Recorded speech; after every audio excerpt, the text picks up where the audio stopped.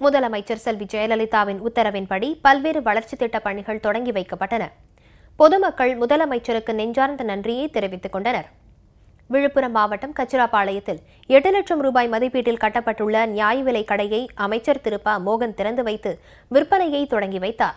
மேலும் சங்கராபுரம் பகுதிக்குட்பட்ட இந்திரா நகர், காட்டுவனஞ்சூர் உள்ளிட்ட 12 இடங்களில் 24 லட்சம் ரூபாய் செலவில் குடிநீர் தொட்டிகளை அமைச்சர் திறந்து வைத்தார். நாமக்கல் மாவட்டம் குமாரபாளையம் நகராட்சி பகுதியில் உள்ள பொதுமக்களின் குடிநீர் தேவைக்காக 17,20,000 ரூபாய் மதிப்பீட்டில் புதிய குடிநீர் குழாய்கள் பொருத்துதல், மின் மோட்டார்களை அமைத்தல் போன்ற திட்டப்பணிகளுக்கான பூமி பூஜை விழா நடைபெற்றது. இதில் அமைச்சர் திரு பி. தங்கமணி பங்கேற்று பணிகளை தொடங்கி வைத்தார்.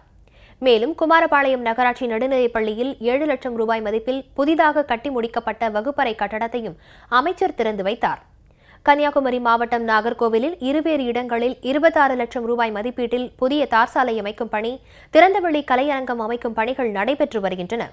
இதனை சட்டமன்ற உறுப்பினர் திரு நாஞ்சில் முருகேசன் மேற்பார்வையிட்டு பணிகளை தொடங்கி வைத்தார். திருச்சி மத்திய பேருந்து நிலையத்தில் நாடாளுமன்ற உறுப்பினர் தொகுதி மேம்பாட்டு நிதியிலிருந்து 6,50,000 ரூபாய் மதிப்பீட்டில் சுத்திகரிக்கப்பட்ட குடிநீர் திட்டத்தினை மக்களின் பயன்பாட்டிற்காக அரசு தலைமை கொறடா திரு ஆர். மனோகரன் தொடங்கி வைத்தார். இந்நிகழ்ச்சியில் நாடாளுமன்ற உறுப்பினர் திரு ப. குமார், சட்டமன்ற உறுப்பினர்கள் திரு மு. பரஞ்சோதி, திருமதி எஸ். வளர்மதி மற்றும் நகராட்சி அதிகாரிகள் உள்ளிட்டோர் கலந்து கொண்டனர். வேலூர் மாவட்டத்தில் பொன்னை கூட்டுறவு கடன் சங்கத்தின் மூலம் 12 மகளிர் சுய உதவிக் குழுக்களுக்கு தொழில் தொடங்க 20,22,000 ரூபாய் மதிப்பிலான கடன் உதவிகளை அரக்கோணம் தொகுதி கழக நாடாளுமன்ற உறுப்பினர் திருத்தணி கோ. அரி வழங்கினார்.